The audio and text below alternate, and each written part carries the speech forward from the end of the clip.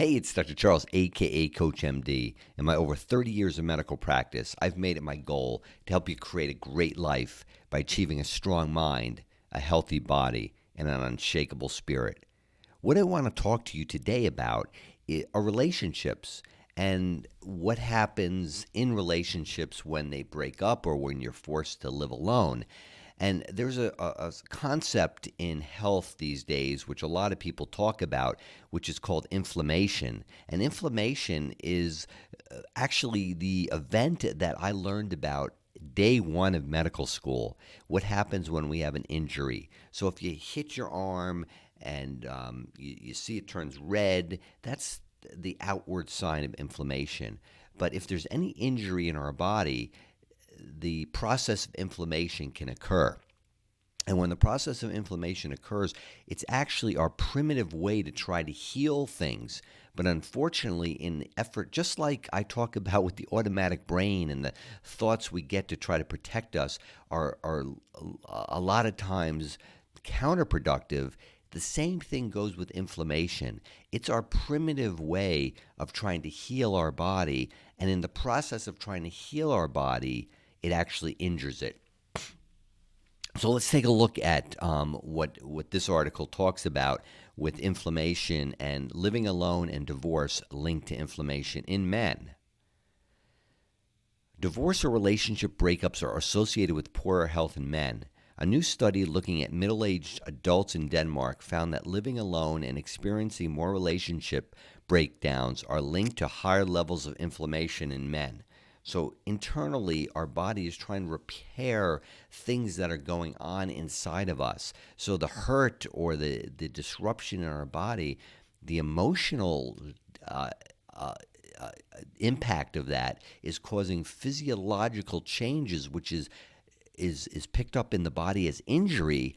And that injury signals it needs inflammation to try to repair it. So it's a vicious cycle that's very detrimental to our health. The study found no such link in women. Interesting. Scientists have already shown that for men, divorce or the breakup of a relationship often leads to a decline in health and is associated with increased mortality. That's death, of course. The breakup of a relationship often leads to living alone, which is also linked to health issues.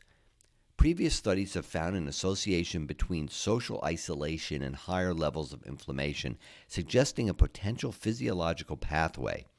However, there is little prior research looking at how this association might work over a long course of time. As the number of people living alone increases in Western populations, scientists are keen to understand the ties between personal relationships and disease states. Again, it's the emotional impact causing physiological injury in a way. That's the key here. A recent large study in Denmark adds to our growing understanding. The authors identified a significant association between partnership breakups or years lived alone and increased levels of inflammation levels in men. The study appears in the Journal of Epidemiology and Community Health. Professor Rik Lund from the University of Copenhagen in Denmark, one of the study's leading authors, explained to Medical News Today. Since heightened inflammatory levels are associated with increased mortality and morbidity, death and illness, from a number of chronic diseases, our study contributes a potential linking mechanism. The study used data from middle-aged people covering 26 years of adult life.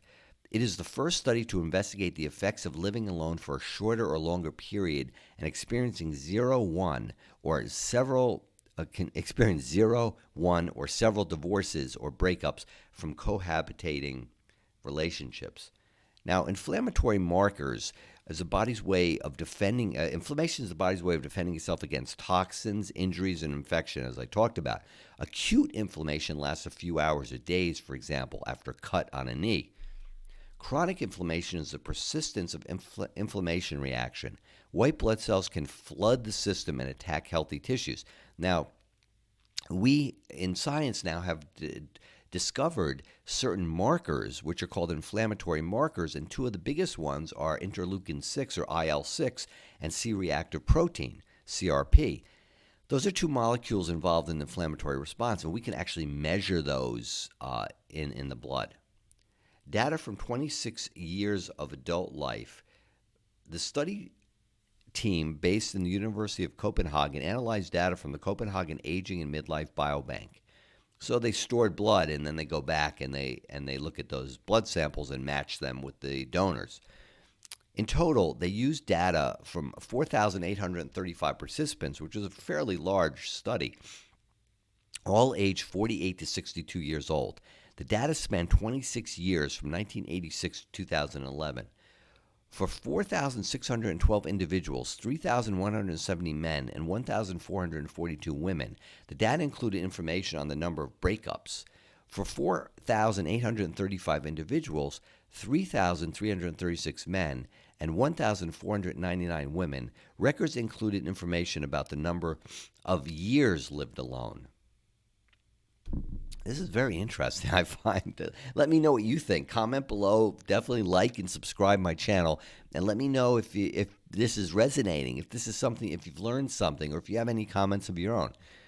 The researchers also collected, and your life experience, of course, your own experience. The researchers also collected information on factors that might influence the results of the study. They included education level, weight, medical conditions, early major life events, medicines that might influence inflammation, personality traits, and any recent inflammatory episodes, like infection or injury. Participants provided blood samples to assess levels of IL-6 and CRP as an indication of inflammation levels. Now, granted, that's not only two markers, that's only a snapshot, but it could, really give us a good snapshot and something to go on. Now, the findings, after adjusting for a range of potentially confounding variables, the scientists found that in men, more relationship breakups or years lived alone were associated with increased inflammatory markers compared with the reference group of men who had not experienced a relationship breakup or had lived alone for 0 to 1 years. Now, the most profound increase in the level of inflammation occurred in a group of men who had experienced the most breakups, 2 or more. Compared with the reference group, they had 17% higher levels of inflammatory markers. So this speaks to the emotional trauma, which can cause physiologic injury inside us that we hard to measure. But what we can measure is the response that the body has to it, the primitive response, which is inflammation.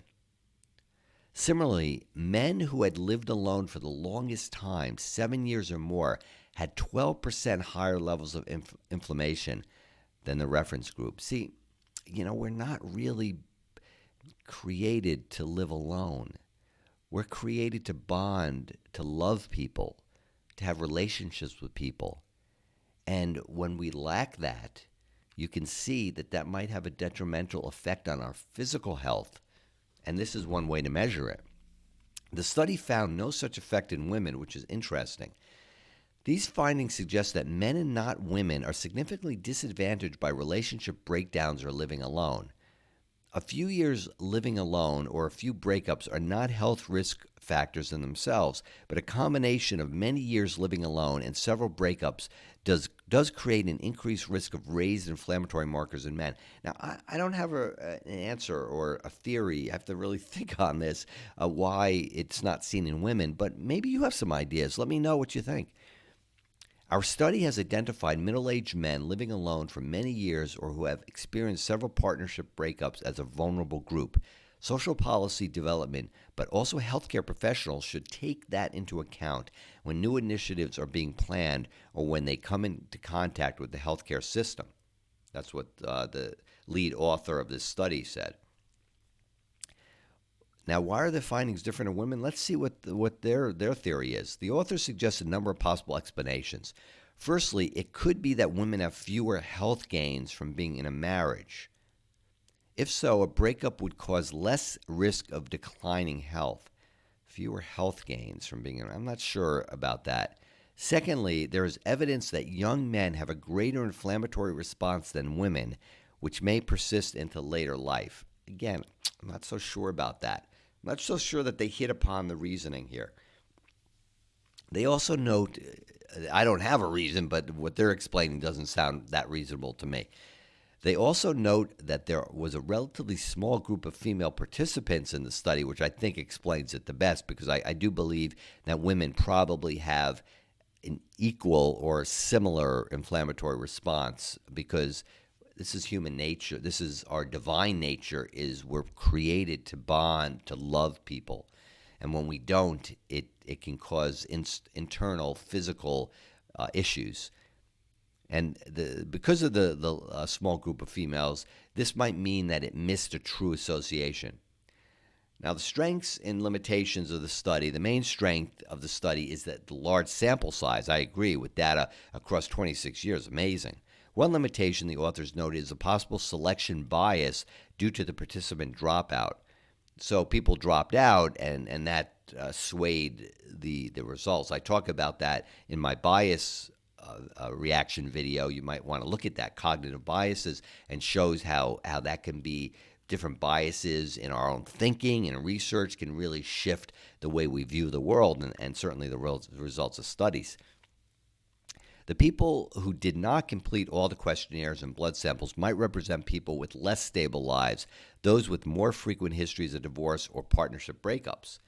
Another limitation might be that full consequences of the events the researchers were studying might not have reached the peak, as the mean age of the participants was only 54.5 years. Interesting, and that might also bias it against women.